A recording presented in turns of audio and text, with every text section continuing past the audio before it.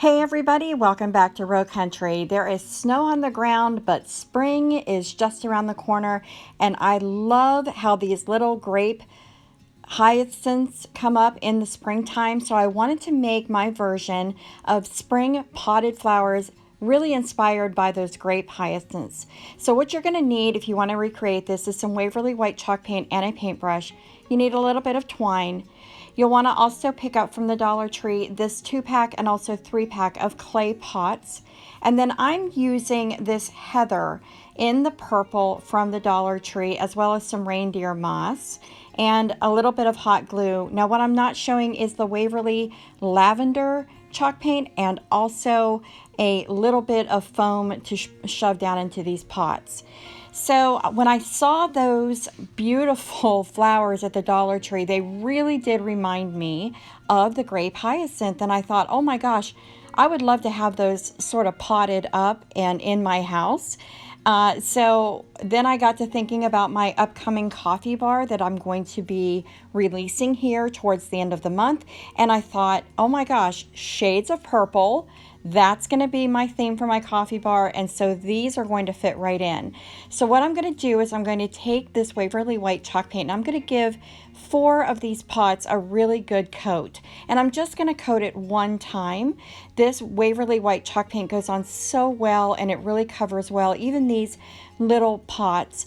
So I'm using 1 of the larger one and then 3 of the smaller ones. I'm going to go ahead and paint those up, and then I'm going to set them aside and let them dry. Now you don't have to go onto the inside of the pot to paint that if you do not want to.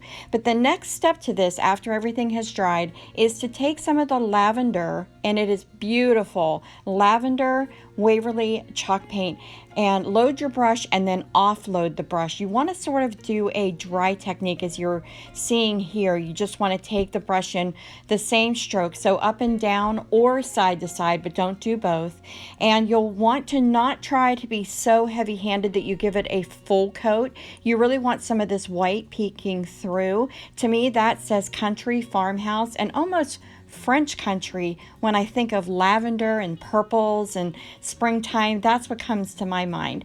So that's what I'm trying to achieve with these little pots here. Now you'll see here in a moment when I get to my first little pot, I do get a little heavy-handed, and I'll show you a comparison of the two side by side so that you can decide if you want to go, a more deeper purple or more of this rustic purple coverage that I'm getting by doing the light-handed dry brushing.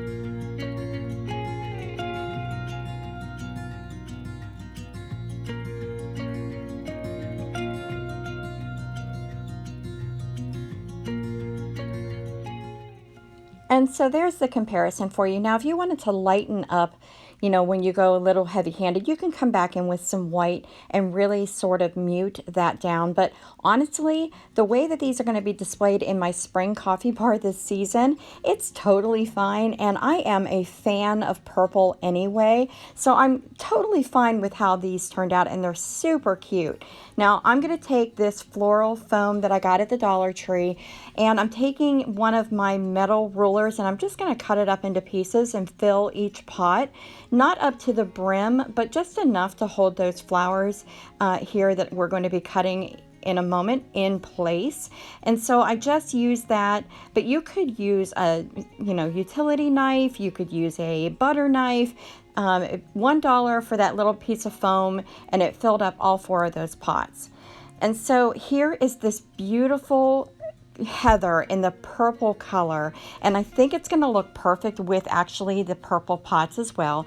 And I'm just going to sort of eyeball how far down into the pot this will go, and I'm just going to use my needle nose pliers to sort of snip off each one of these. Now the tiny pots, the little ones, they're going to get 2 stems. On one entire piece that you buy from the Dollar Tree, you get 6 stems or 6 florals, and they have this onion grass look to them, which reminded me really of spring grass coming up. So it reminded me of, like, you know, the first little bit of grass coming up before it's cut, and then these bulbs start appearing in my yard, and it just makes me happy. And again, I just wanted to recreate it. So now I'm going to take some of that reindeer moss, and I've seen people rip it up and put it into a container.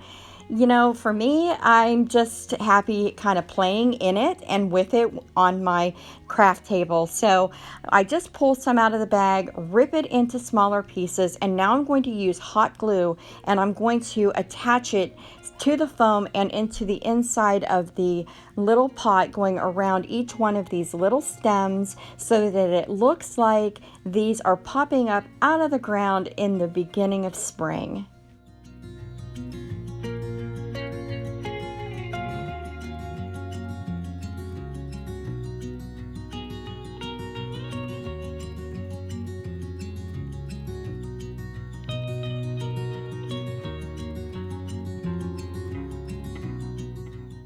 So now I'm just going to go ahead and set aside the 3 little pots, and we're going to come back with this last bunch of this heather that I picked up at the Dollar Tree, and I'm going to separate it too as well. Remember, there's 6 stems. Well, only 5 of them actually had that onion grass attached, and one randomly just decided not to. So I'm going to use the one that doesn't in the center of the arrangement. Just add some hot glue and drop that down in there, and then we'll use the rest of those 5 to sort of fill around that one in the center to make everything nice and full. Listen, I just wanted to take a moment to say hey to my returning subscribers.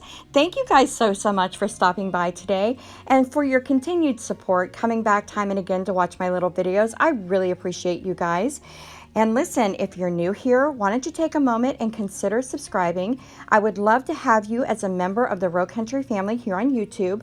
We are building a really nice little community here, and really we would love to welcome you in. Also, I'm super close, guys, to my 1,000 subscriber goal.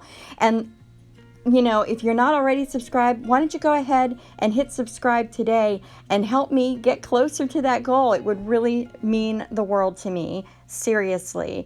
And if you like today's video, guys, please give me a thumbs up. That way I know if I can or should continue to bring this sort of content to you all. And if you think you know somebody who might be ready to start on their spring decor, go ahead and share this video with them. They might be inspired to go ahead and try to recreate or even do better than what I'm doing here today. Okay, so I've gone ahead and filled everything in with moss just like before, and it's nice and full. Now we're going to take the twine and we're going to wrap it around the pot a few times, I think 2 or 3, right underneath the rim. And then when we bring it back around to the front, we're going to tie it in a crisscross first, just a simple crisscross, and then we'll put some hot glue in one spot, and then we'll pull that down nice and tight so that keeps everything in place. And then after that, and it's set up, we'll go ahead and make just a super simple tiny bow out of twine. Just tie it like you're tying your shoe, and we'll go ahead and add a little more hot glue, just a little dab, just to keep it in place. Guys, when I look at these, it truly reminds me of my spring yard. When the grass is coming up, but nobody's had a chance to get out there and cut it, it's just too soon, and then the bulbs start to burst through. That's when I know spring has finally arrived, and I really can't wait for it here in Row Country.